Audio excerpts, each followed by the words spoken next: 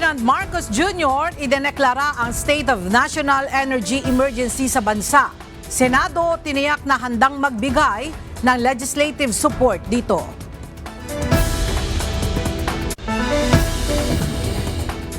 Ayuda payout para sa jeepney drivers at operators nagsimula na ngayong araw.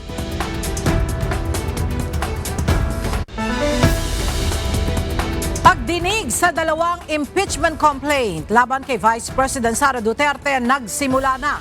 VP Sara tinawag na fishing expedition ang pagdinig ng House of Representatives. Turismo sa Boracay hindi pa apektado ng fuel crisis ayon sa Malay LGU.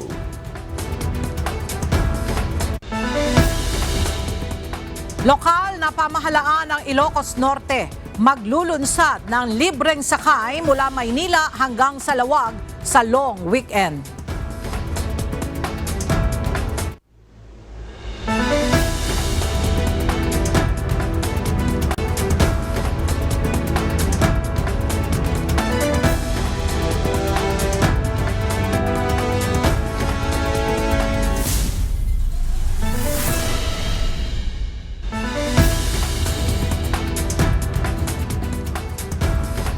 Magandang tanghali mga kasangbahay. Ngayon po ay araw ng Miyerkules, March 25, 2026. Tayo po ay sabayang napapakinggan sa Radyo La Verdad 1350, ang UNTV Radio. At una sa mga balita ngayong tanghali. Na-stranded ang ilang pasahero sa Quezon City kaninang umaga dahil sa kawalan ng masasakyan. Sa mga larawang kuha ng isang netizen, makikita ang mga naghihintay ng public utility vehicle sa Commonwealth Avenue area. Ilan sa kanila ang halos nasa gitna ng kalsada habang nag-aabang. May ilan rin na naglalakad na lang. Nilagdaan kahapon ni Pangulong Ferdinand Marcos Jr. ang executive order na nagdedeklara ng State of National Energy Emergency sa bansa. Gaano nga ba ito kahalaga at paano ito makatutulong maibsan ang epekto ng nangyayaring digmaan sa gitnang silangan? Alamin natin sa report ni Nel Mariboho. Sa ilalim ng Executive Order No. 110 na nilagdaan ni Pangulong Ferdinand Marcos Jr., idinedeklara ang State of National Energy Emergency at pagpapatupad ng tinatawag na Unified Package for Livelihood, Industry, Food and Transport o UPLIFT. Dahil dito, pagaganahin ng isang whole-of-government response upang matiyak ang katatagan ng supply ng enerhiya, masuportahan ang mga pangunahing sektor tulad ng transportasyon, agrikultura at mga maliliit na negosyo, at maprotektahan ang mga Pilipino sa gitna ng pandaigdigang pagkaantala sa supply ng langis na dulot ng sigalot sa gitnang silangan. Upang mas maging epektibo ang pagpapatupad ng mga hakbang na ito ng pamahalaan, binuo ang UPLIFT Committee. Ang komite ay pamumunuan mismo ng Pangulo ng Bansa.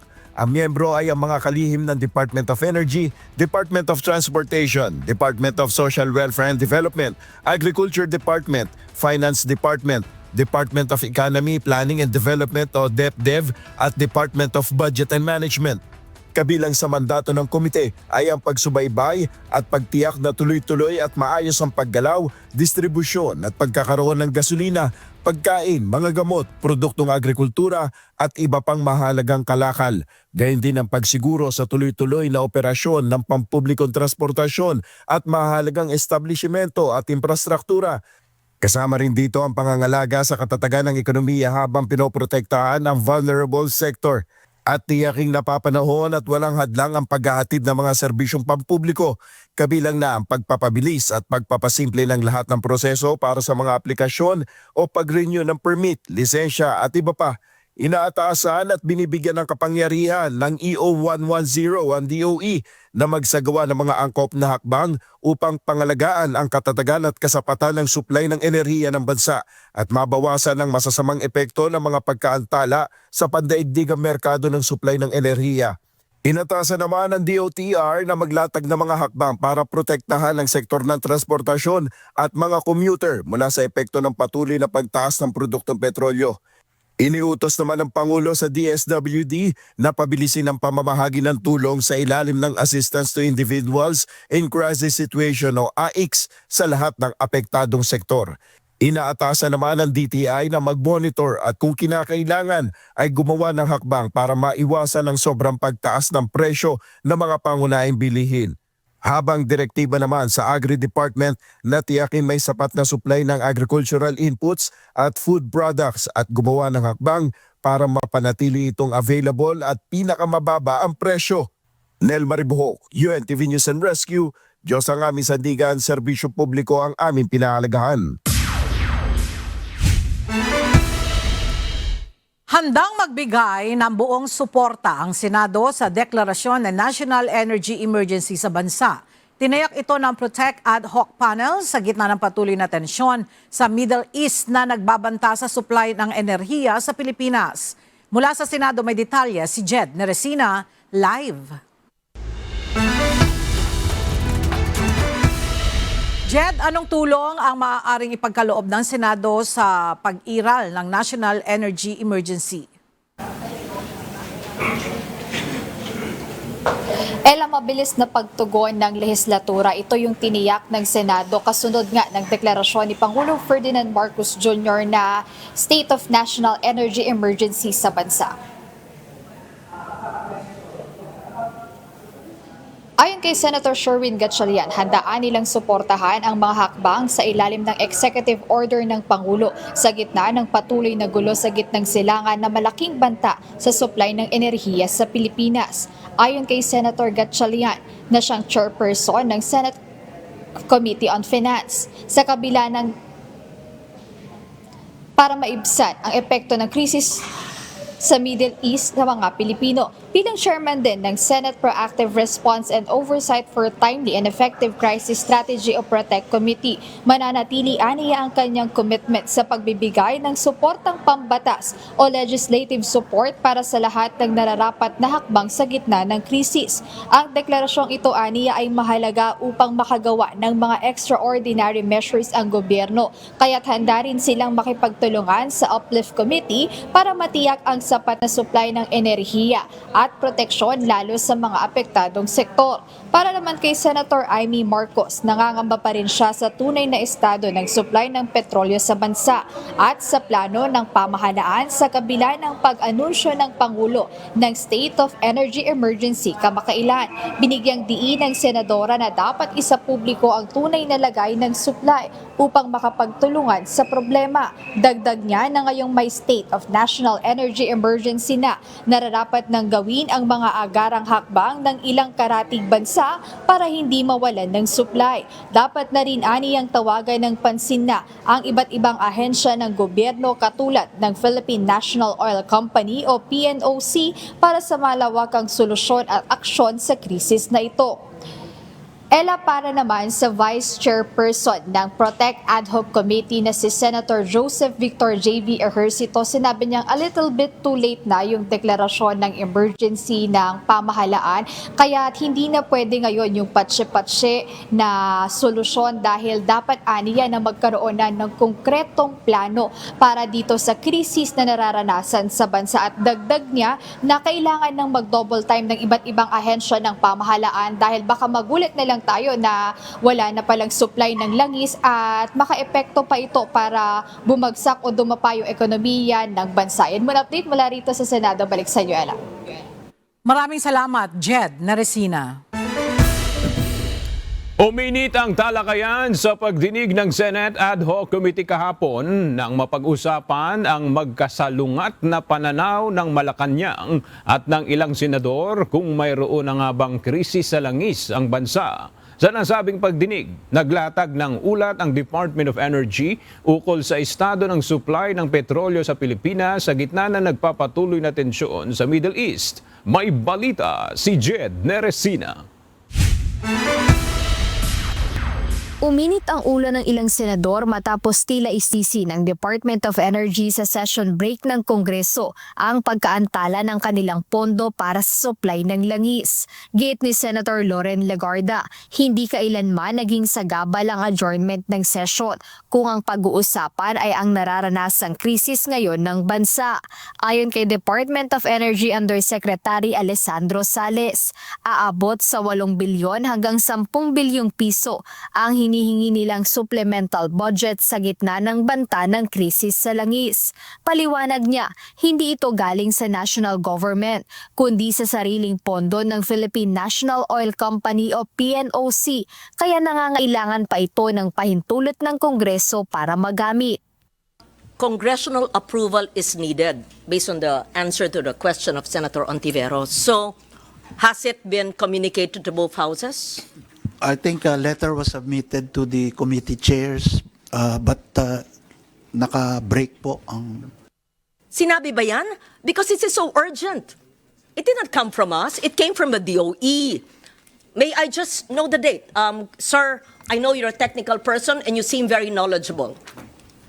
I just need to know, it's an admin matter. Can we kindly put on record after this presentation, Mr. Chair, just bear with me, so that hindi ang itsura nakapending sa Senado, tapos sasabihin nyo, kasi po nag-break, excuse me, hindi po nag-break ang Senado na hindi inaaksyonan ang hinihiling ng executive. Sinuportahan din ng chairman ng ad hoc committee na si Senator Sherwin Gatchalian ang naging pahayag ni Senator Legarda. Aniya, handa naman silang magpatawag ng special session anumang oras kung talagang kinakailangan. Break tayo session pero tuloy-tuloy pa ho yung aming hearing. At kung kailangan po mag-convene, ready naman po magkaroon ng special session at any time, no? Nanindigan naman si Senator Legarda na hindi sila mag-a-adjourn o magbe-break, lalo't kung kailangang talakayin ang supplemental budget ng DOE na kailangan ngayong may krisis. Hindi pwedeng tinuturo-turo nyo kami. Hindi nyo pwedeng sinasabi, makinig kayo. Huwag kayo nagpapalusot dito, ha? Sinasabi nyo, yung letter na sa inyo eh. Tapos nag-break kayo. Double jeopardy, hindi pwede yun. Sorry. Hindi po kami papayag nun. Kung alam po namin hindi kami mag-break, tama po ang chair. Tinan mo nga, mag-break. Gusto nyo Holy Week, magtrabaho tayo dito eh. Samantala, sa kaparehong pagdinig inamin ni Energy Secretary Sharon Garin na nasa 25 araw na lamang ang natitirang supply ng liquefied petroleum gas o LPG sa bansa.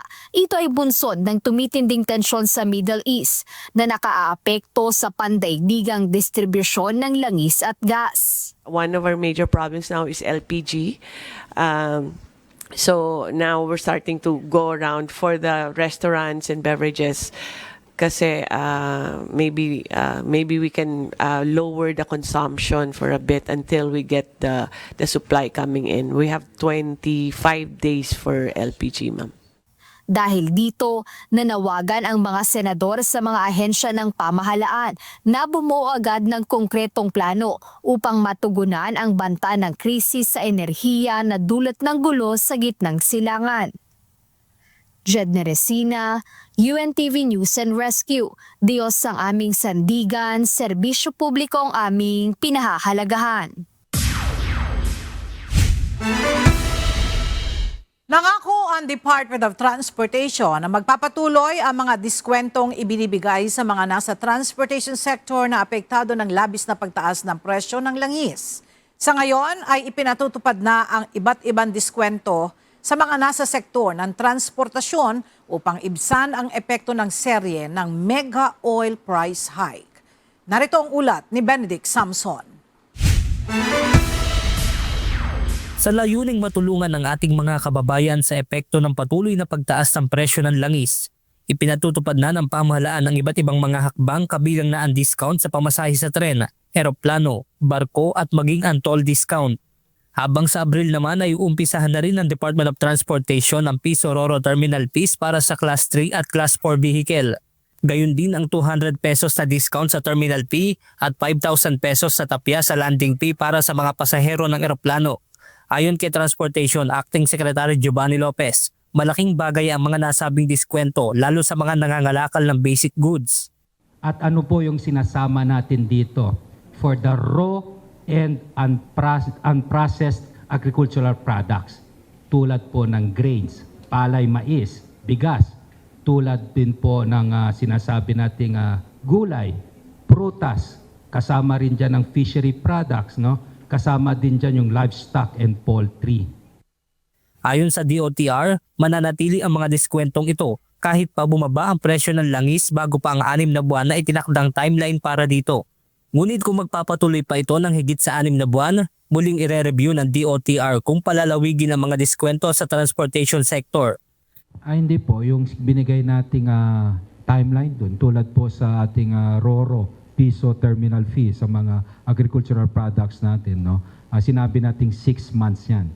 No, and subject to review later on kung kailan pa i-extend. Ibig sabihin po, that is as of now 6 months, regardless if there's a decrease in our oil prices.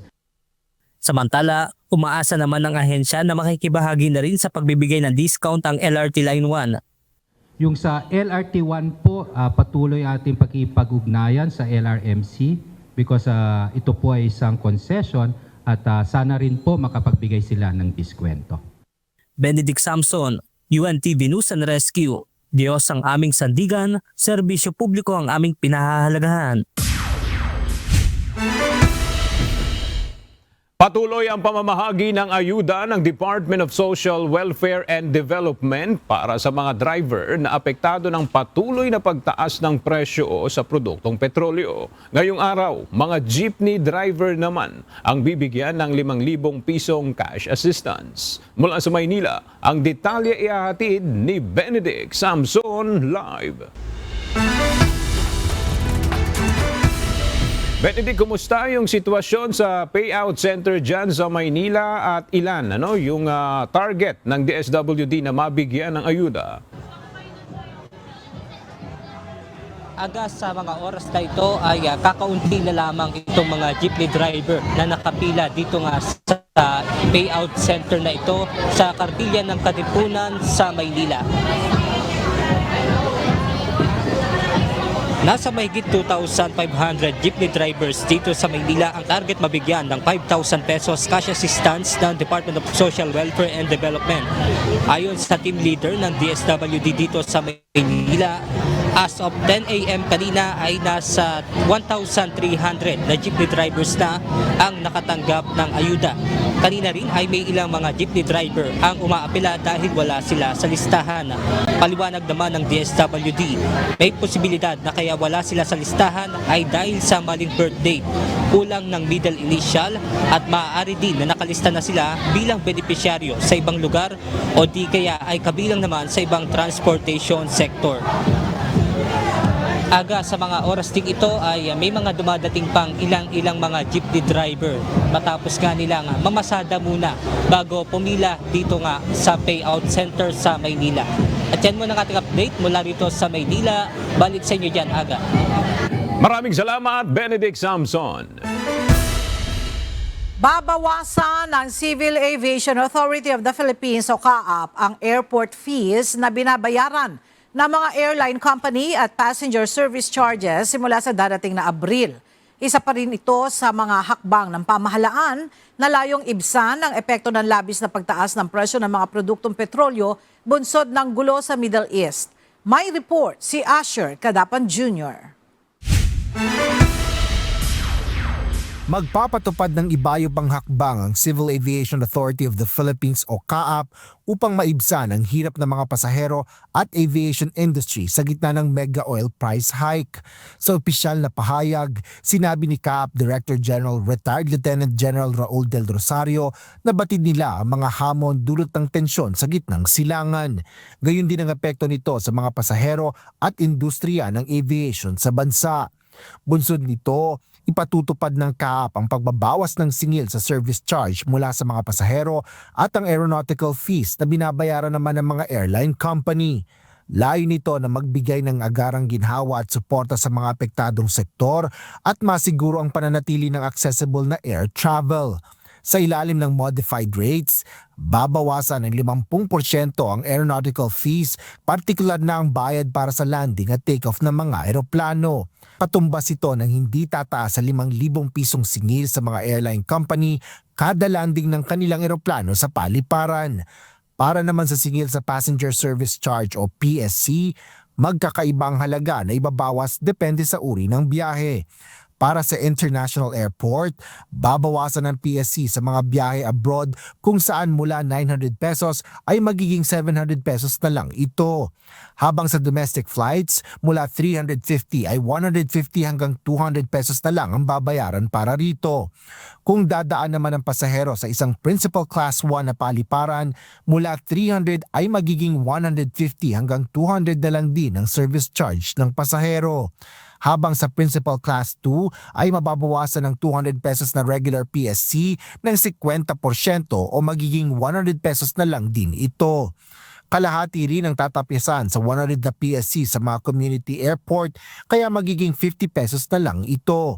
Magiging epektibo ang mga bagong rates na ito sa airline aeronautical fees at passenger service charges simula sa April 1. Asher Kadapan Jr., UNTV News and Rescue. Diyos ang aming sandigan, serbisyo publiko ang aming pinahalagahan. Tiniyak ng Philippine Airlines o PAL na may sapat pa silang supply ng jet fuel para sa kanilang scheduled operations at long-haul flights. Sa kanilang inilabas na advisory kanina, sinabi ng airline company na bahagi ng kanilang pagpaplano ang pakikipag-ugnayan sa fuel suppliers, industry partners at government stakeholders para sa stable na operasyon. Pinangangambahang maubusan ng jet fuel ang mga eroplano dahil sa epekto sa supply ng petrolyo ng tensyon sa gitnang silangan. Sa patuloy na pagtaas ng presyo ng produktong petrolyo sa bansa, tiniyak ng Bureau of Internal Revenue na suportado nila ang panukalang suspensionin o bawasan ng excise tax sa langis. Ito ay sa pamamagitan ng emergency powers na ibibigay kay Pangulong Ferdinand Marcos Jr. Mula sa Quezon City, may detalye si Evan Alvarez live. Evan, ano ang gagawing aksyon ng BIR oras na suspensionin o bawasan ng Pangulo ang excise tax sa langis? Ayon sa Bureau of Internal Revenue, kung tuluyang matuloy itong pansamantalang pagbabawas o pagsususpinde sa excise tax sa langis, ang kanilang magiging papel ay i-monitor yung fuel movement mula production, importation at maging withdrawal nitong mga langis. Dito i-validate nila kung yung magiging tax declaration ng mga fuel manufacturers ay magre-reflect doon sa magiging presyo ng mga produktong petrolyo sa merkado. Hindi tumututol ang Bureau of Internal Revenue o BIR sa pagbibigay kay Pangulong Ferdinand Marcos Jr. ng emergency powers upang pansamantalang suspensyonin o bawasan ng excise tax sa langis. Ito ay sa gitna ng patuloy na paglobo ng oil prices, bunsod ng hindi pa rin tumitigil na tensyon sa Middle East. Yung position po ng BIR, sumusuporta po kami dun sa proposal ng Kongreso natin doon sa pagsuspende ng koleksyon ng excise tax. Ito kasi yung nakikita na solusyon sa kinakaharap nating krisis. Ayon sa BIR, pangunahing papel nila ay matiyak na tama ang tax treatment at hindi naaabuso. Upang masiguro ito, mag-i-issue sila ng mga klarong regulasyon sa timing at inventory, lalo na sa mga langis na naangkat na at bayad na ang buwis upang hindi magkaroon ng pagkalito. Ayon sa kinatawan ng BIR, makikipagtulungan sila sa Department of Energy at Department of Trade and Industry para sa mga ganitong usapin. Nilinaw rin ng tanggapan na hindi agarang mararamdaman ang posibleng tapyas sa buwis sa langis.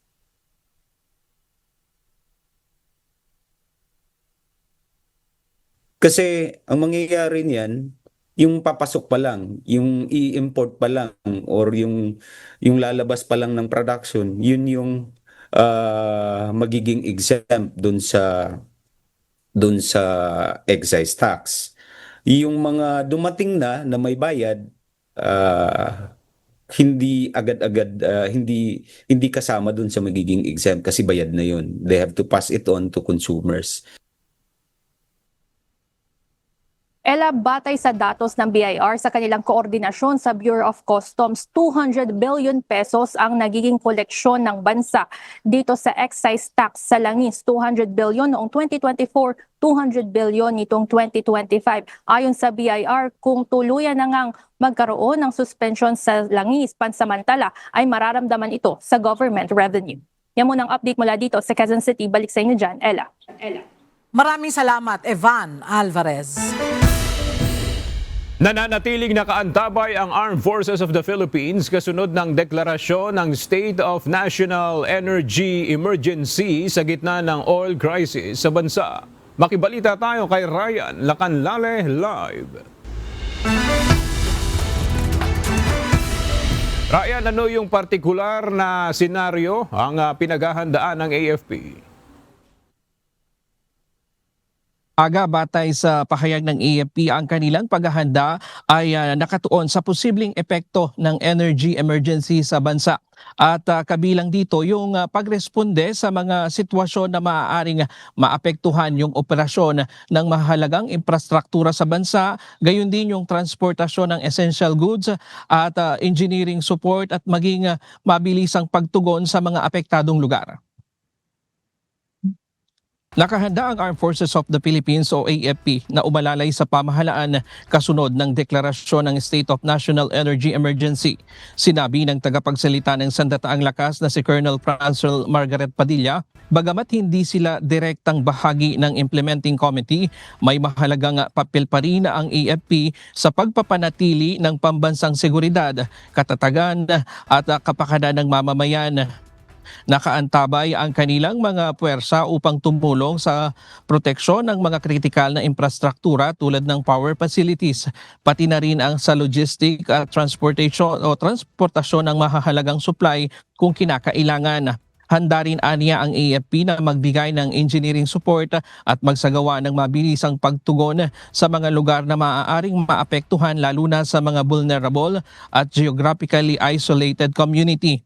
Binigyang diin ng AFP ang kanilang buong pakikipagtulungan sa iba't ibang ahensya ng pamahalaan at suporta sa mga direktiba ng national government upang matugunan ang sitwasyon. Kasabay nito, patuloy nilang isinusulong ang Whole of Nation approach upang mapanatili ang katatagan at kahandaan ng bansa sa harap ng anumang krisis. Diyan muna ang latest mula dito sa Camp Aguinaldo. Balik sa iyo, Aga. Maraming salamat, Ryan Lacanlale. Sinimulan na ngayong araw ng House Justice Committee ang pagdinig sa dalawang reklamong impeachment laban kay Vice President Sara Duterte. Hindi naman dumating sa pagdinig ang Vice Presidente. Ang detalye alamin natin mula kay Rosa Licoz live. Rosalie, bukod sa mga House Justice Panel members, sino-sino yung mga dumalo sa unang pagdinig sa impeachment complaints laban kay VP Duterte? Aga ang mga complainant at endorser ng mga reklamong impeachment yung dumalo sa unang pagdinig ng House Justice Committee kaugnay ng mga reklamong impeachment laban kay Vice President Sara Duterte. At gaya nga ng inaasahan, show sa House panel ang Vice Presidente na nagpadala na ng liham sa House Justice Committee kahapon araw ng Martes, March 24.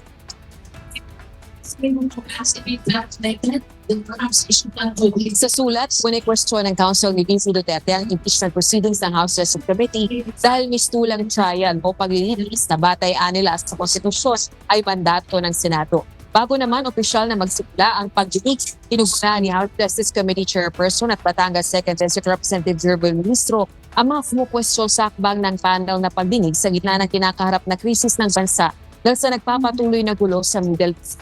Anya, tuloy ang pagtugon sa krisis ng Kamara habang ginagampanan ng constitutional duty nito. Pakinggan natin ang pahayag ni House Committee on Justice Chairperson, Representative Jervil Ministro. That governance is a constant balancing act, attending to urgent needs while fulfilling constitutional obligations. Kahit may impeachment, tuloy tayo sa iba nating tungkulin. ang ating serbisyo publiko ay hindi napuputol, hindi tumitigil kahit sa gitna ng pinakamabigat na tungkulin. While we scrutinize those in power, we do not lose sight of the hardships faced by the powerless. Nilinaw din nitong ang prosesong isinasagawa ngayon ng House panel upang timpangin ang mga ebidensya at testigo laban sa respondent na si VP Duterte at ang mga depensa nito at kung karapat-dapat may akyat ang reklamo sa Senado bilang isang impeachment court. And in the search for probable cause, let us remember that what we are conducting here is merely investigative in nature, where the question is not guilt, but whether there is sufficient basis to proceed to trial in the Senate. At this stage, in this committee, there is no deprivation. No one is being removed from office here. No one is being disqualified. No final judgment is being rendered. Hindi na nagulat si Akbayan Party List Representative Percy Sandanya sa hindi pagdalo ni VP Duterte sa pag-finish ng House panel. Kung may isang constant dito sa behavior ng ating Vice President ngayon, si VP Sara Duterte, ito yung pag-iwas niya sa accountability, yung pagtakbo niya palayo lagi doon sa mechanisms of accountability. Samantala, bago pa magsimula sa formal na pagdinig, tinalakay muna ng House panel ang ground rules na ipatutupad sa pagdinig. Kabilang naman sa bagong inaprobahang panuntunan ay ang pagpapahintulot sa mga abogado ng mga partido na makapagbigay ng kanilang tanong at makapagsumite ng manifestations sa pamamagitan ng panel chairperson. Will avoid the possibility of any litigation that may question the rules of the committee. Perhaps the committee could entertain a possible amendment to the proposed House rules. The last provision, to make it clear, could state that the participation of counsel shall be limited, number 1, to assisting their client, number 2, to submitting questions to the chair, and number 3, to filing whatever appropriate manifestations they choose to, and if required by the committee, a memorandum as stated in the rules on impeachment. That way, there can be no issue as to, no one can argue that the right to counsel is being denied by the committee. Aga sa kasalukuyan, ang na-accomplish pa lang ng House Justice Committee sa mga agenda na target nila ngayon ay yung pag-approve sa ground rules o sa ipatutupad na panuntunan sa pagdinig. Tinalakay din yung liham na ipinadala ng kampo ng Vice Presidente dito sa House Justice Panel at napagkasunduan na lang na wag nang mag-respond ang komite doon sa ipinadalang liham ng Vice Presidente para anila huwag nang i-dignify dahil naniniwala sila na erroneous o mali yung mga punto na inilagay ng kampo ng Vice Presidente, kabilang na pagputol doon sa sinasabi nilang constitutionality itong impeachment proceedings ng House Justice Committee dahil ang sinasabi ng kampo ng Vice Presidente ay mini trial o paglilitis na itong isinasagawa ng House Justice Committee na nilay mandato sa Senado bilang isang impeachment court. Pero ang paninindigan ng House Justice Committee, ang isinasagawa nila ngayon ay preliminary investigation at pagpupoy kung may probable cause na dapat bang may akyat itong reklamo ito sa Senado.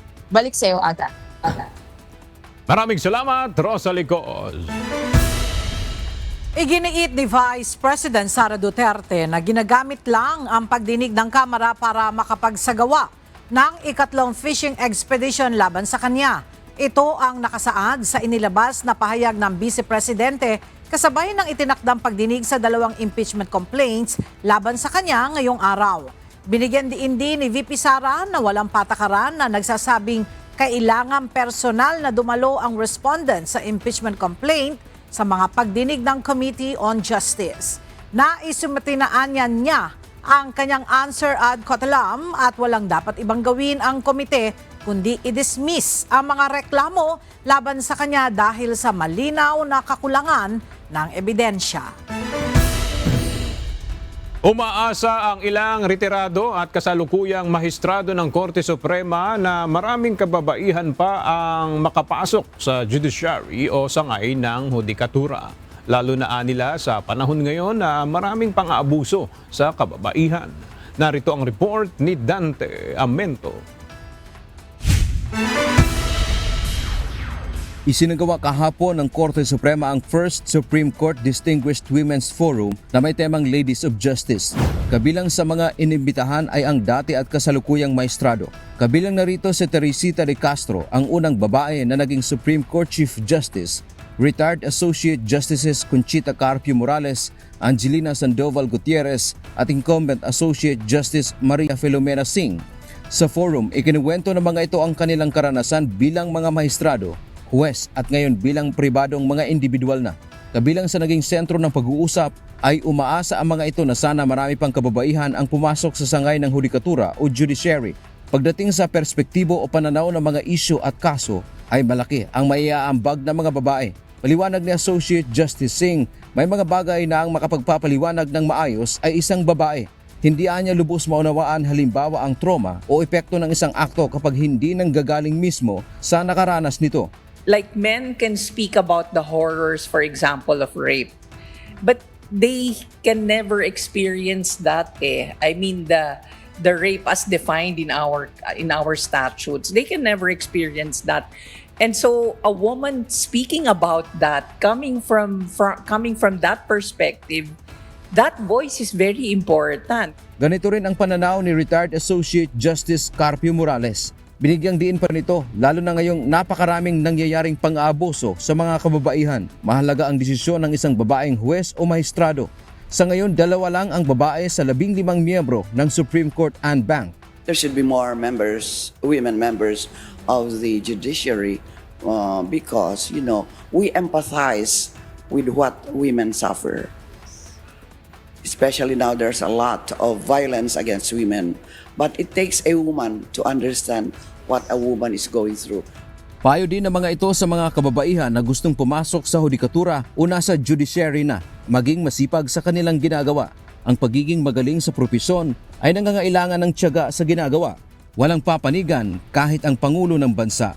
Being in the judiciary means hard work, dedication, and you must not be influenced by any person, even if the one asking favor is the president. High IQ will not ensure your success in whatever profession you are in. Ethical intelligence is not very familiar with a lot of people. It simply means that you know what is the right thing to do at a particular circumstance. Dante Amento, UNTV, News and Rescue. Diyos ang aming sandigan, serbisyo publiko ang aming pinahahalagahan. Nakapagtala ang Bureau of Internal Revenue ng mahigit sa 100% ng pagkolekta ng buwis para sa buwan ng Enero hanggang Pebrero ngayong taon.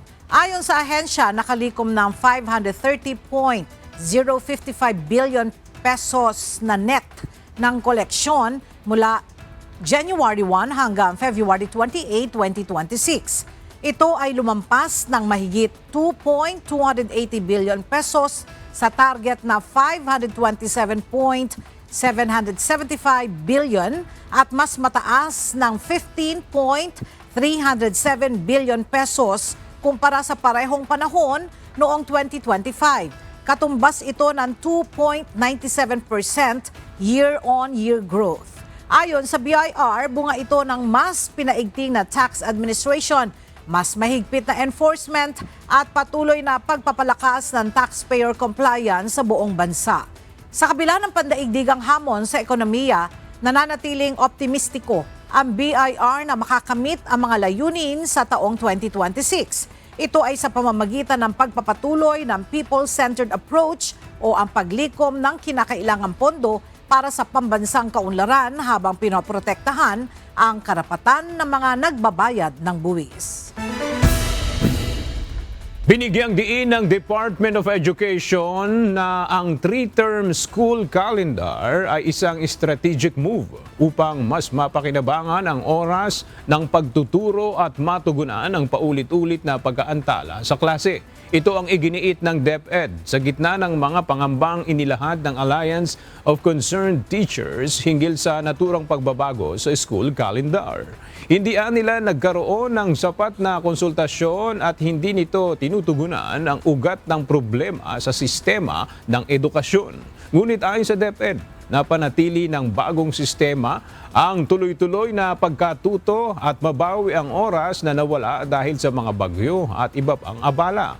Paliwanag ng DepEd, ang bagong school calendar ay hahatiin sa 3 bahagi. Opening block para sa learner profiling at paghahanda, instructional blocks para sa tuloy-tuloy na pagtuturo, end-of-term blocks para sa academic intervention, professional development ng guro at wellness activities. Dagdag pa ng DepEd, mas magiging organisado at predictable ang daloy ng pagtuturo na magbibigay daan sa mas malalim na paglahok ng mga mag-aaral sa kanilang mga aralin.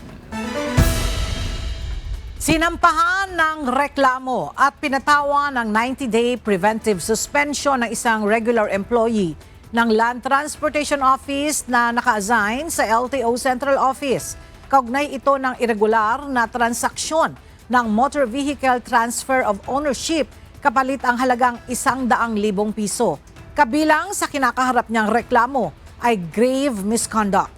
Kaugnay nito sa investigation report, lumabas na meron pang isang job order personnel na isang courier staff ang nagpagamit ng kanyang bank account para sa irregular na transaksyon. Agad na pinatatanggal ang kanyang job order contract.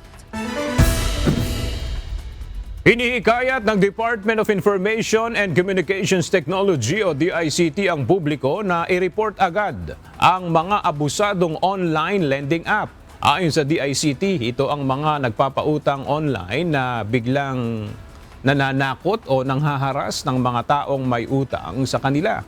Sakaling mabiktima ng mga ganito, payo ng DICT, i-report agad sa hotline 1326 o mag-email sa 1326@dict.gov.ph.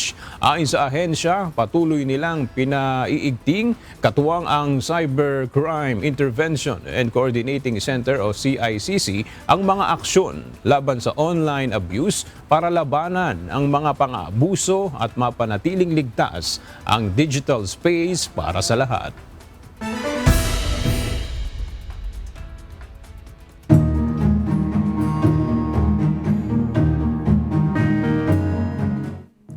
Mahigit 100 pamilya ng mga overseas Filipino worker o OFW sa Malolos, Bulacan ang tumanggap ng tig 10,000 cash assistance sa lokal na pamahalaan. Tulong ito sa mga pamilya ng mga OFW na apektado ng gulo sa gitnang silangan. May report si Nestor Torres. Halos isang buwan nang hindi nakapagpapadala ng pera ang anak ni Rosalyn Victoria na domestic helper sa Saudi Arabia mula kasi nang sumiklab ang gera sa Middle East. Naputol na ang sustento ng kanilang anak at sa 4 nitong anak, tanging inaasahan lang nila sa ngayon ay ang kita ng asawa niyang tricycle driver. Sa Saudi po, medyo po siya ngayon nangangamba dahil lagi pong umaano po yung puto, yung sumasabog po.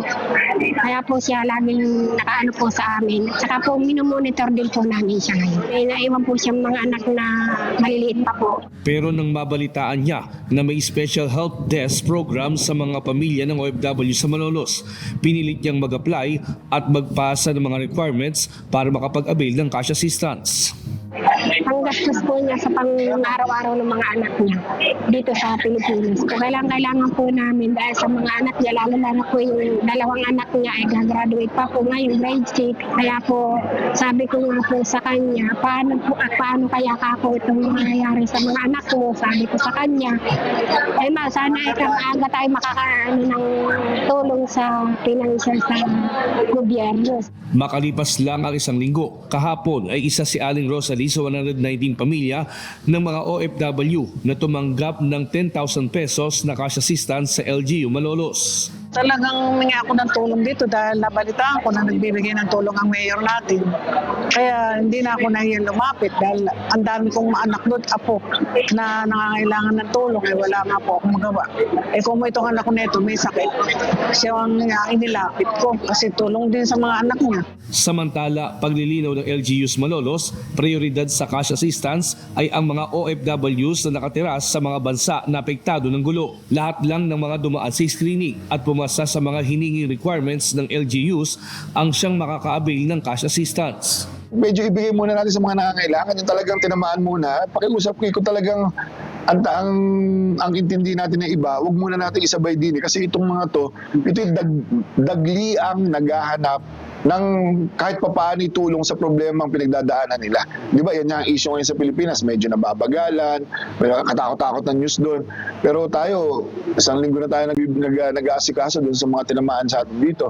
And that is the first of a series. Samantala, sa tala ng LGUs, umabot na sa mahigit 300 pamilya ng mga OFW sa Malolos ang napagkalooban ng tulong pinansyal o umaabot na sa 2.3 million piso ang naipagkaloob na tulong mula sa lokal na pamahalaan ng Malolos. Nestor Torres, UNTV News and Rescue. Diyos ang aming sandigan, serbisyo publiko ang aming pinahahalagahan.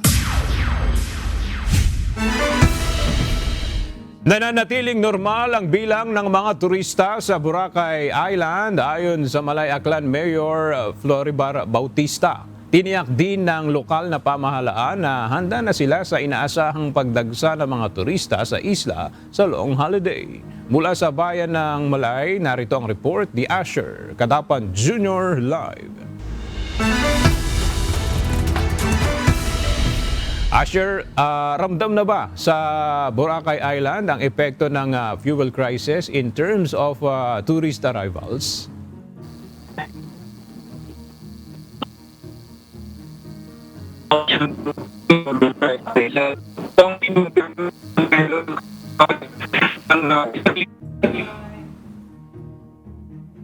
Ating pong babalikan ang ulat na yan ni Asher Kadapan Jr. Madadagdagan ng 10 piso ang pamasahe ng mga pasahero sa bangkang papunta sa isla ng Guimaras. Inaprobahan ito ng Maritime Industry Authority o Marina dahil sa pagtaas sa presyo ng langis. May balita sila Lane Moreno live. Lalaine, kailan ipatutupad ang taas pasahe sa bangka? Ela, ang bagong fare adjustment ay patutupad pagkatapos ng 14 na araw o sa April 6 ang effectivity nito. Magpapatupad ng fare adjustment ang mga bangkang bumabiyahe mula Iloilo City, Hordan at Buena Vista to Iloilo City patungong Guimaras, vice versa. Ito ay epekto pa rin ng pagtaas ng presyo ng langis at pasahod sa mga crew at maintenance ng bangka. Mula 30 pesos magiging 40 pesos na ito. 32 pesos naman para sa mga estudyante, senior citizen at PWDs. Ito ay matapos mapagkasunduan ng provincial government ng Guimaras, mga boat operators, LGU at Maritime Industry Authority nitong Lunes. Pero may ilang boat cooperative na nagpatupad ng taas pasahe simula noong Martes.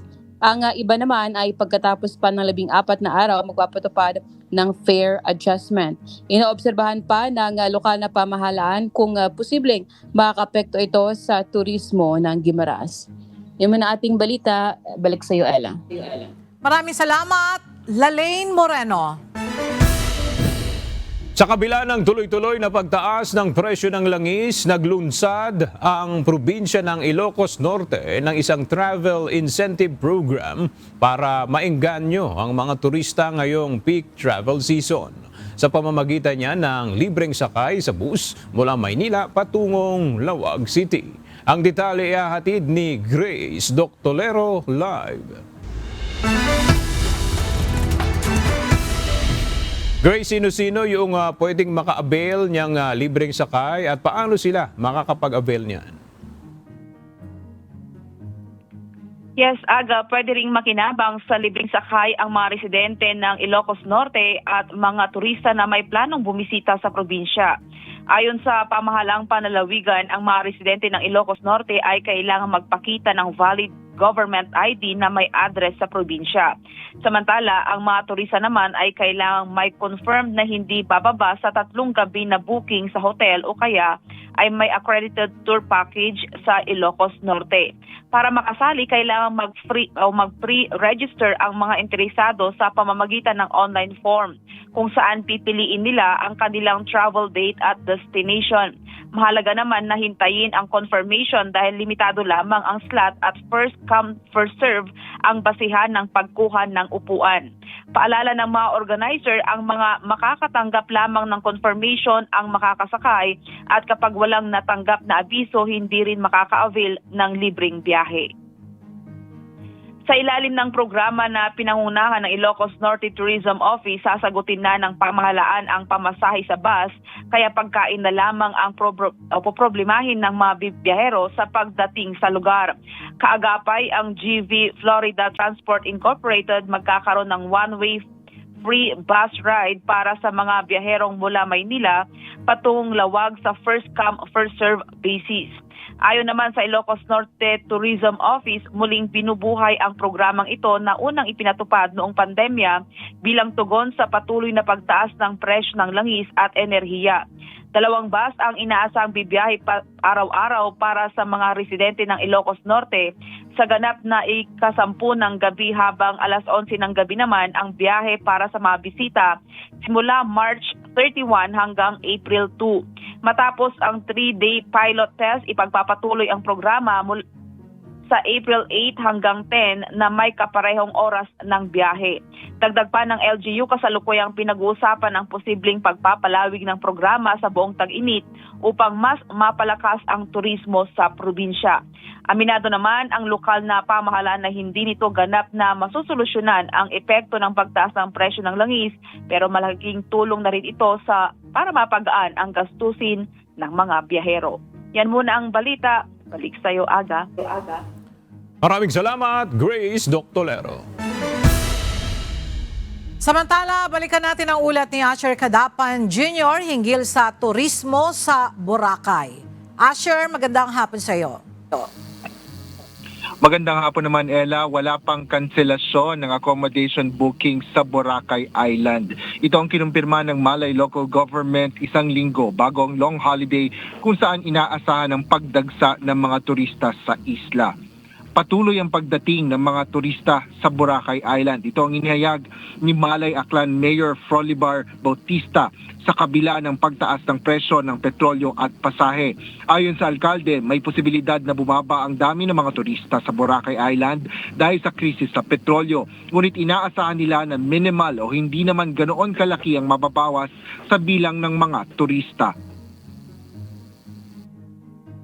Well, as of to date, no, dahil palagi naman natin monitor wala pa namang changes. So, whatever ba, o decrease o increase, basta doon pa rin tayo sa level na expected natin na arrivals. So basically, normal pa po? Yes, normal.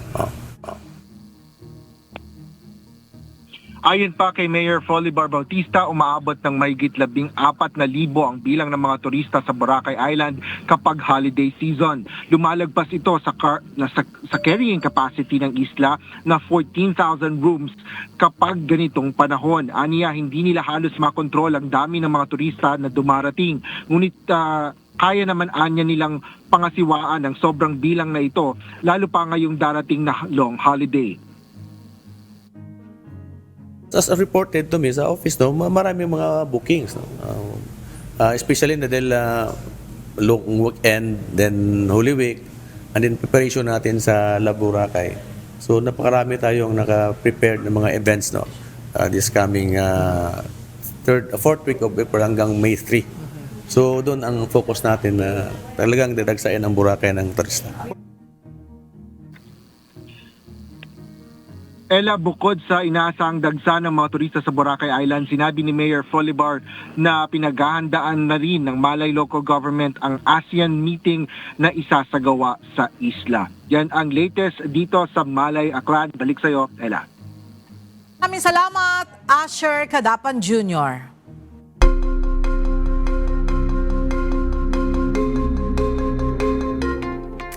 Kinumpirma ng China na nagkausap sa pamamagitan ng telepono sina Chinese Foreign Minister Wang Yi at Iranian Foreign Minister Syed Abbas Araghchi. Sa expose ni China Ministry of Foreign Affairs spokesperson Lin Jian, sinabi nito na sa naturang pag-uusap nanawagan si Wang Yi sa lahat ng panig na samantalahin ang bawat pagkakataon at agad na simulan ang peace talks. Binigyang diin din ng China na patuloy nitong ipaglalaban ang objective at just position nito sa kaguluhan sa gitnang silangan, tututol sa anumang paglabag sa soberanya ng ibang bansa at aktibong isusulong ang kapayapaan upang matigil ang mga labanan. Dagdag pa ni Foreign Minister Wang Yi na nanatiling nakatuon ang China sa kapayapaan at katatagan ng rehiyon. Isang projectile ang tumama sa pasilidad ng Bushehr Nuclear Power Plant ng Iran ngayong araw. Kinumpirma ito ng International Atomic Energy Agency o IAEA, ang pandaigdigang organisasyon na nakatuon sa ligtas, maayos at mapayapang paggamit ng teknolohiyang nuklear. Ayon sa IAEA, nakatanggap ito ng ulat mula sa pamahalaan ng Iran at sinabing walang pinsalang idinulot sa mismong planta ang projectile at ligtas ang lahat ng kawani. Tiniyak din ng bansa na normal ang operasyon ng pasilidad. Ang Russian-designed Bushehr Nuclear Facility ay nasa 760 kilometers sa katimugang bahagi ng Tehran. Muling nananawagan si IAEA Director General Rafael Mariano Grossi ng maximum restraint upang maiwasan ang anumang panganib sa kaligtasang nuklear sa gitna ng umiigting na tensyon sa gitnang silangan. Ang IAEA ay itinatag noong 1957 at nakabase sa Vienna, Austria. Binubuo ito ng 181 bansa kasama ang Pilipinas. Inihayag ng National Aeronautics and Space Administration o NASA na lilipat na ito sa isang iterative at execution-focused approach katulad ng kanilang ginawa noong panahon ng Apollo program. Ayon kay NASA Administrator Jared Isaacman, kasama sa bagong estratehiya ang pag-standardize ng rocket architecture, paglalagay ng NASA expertise sa iba't ibang industriya at pagtaas ng launch cadence upang suportahan ang tuloy-tuloy na operasyon sa buwan. Nagpadala rin ang NASA ng demand signal para sa mga crewed mission lampas sa Artemis V. Ito ay para magkaroon ng dalawang provider na makakapagdala ng mga astronaut sa ibabaw ng buwan tuwing ika-6 na buwan. Ayon sa NASA, ang layunin ay hindi lamang ang muling marating ang buwan, kundi manatili roon.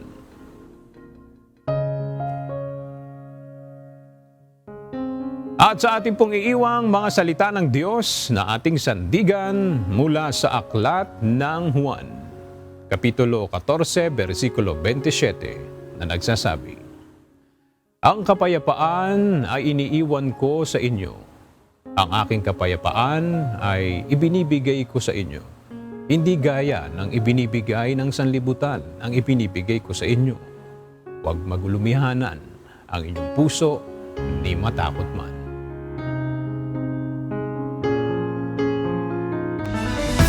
At yan ang mga balitang aming tinutukan at inaksyonan dahil sa aming pagbabalita, una ang pagkalinga sa kapwa. UNTV C News, may balita saan mang panig ng daigdig.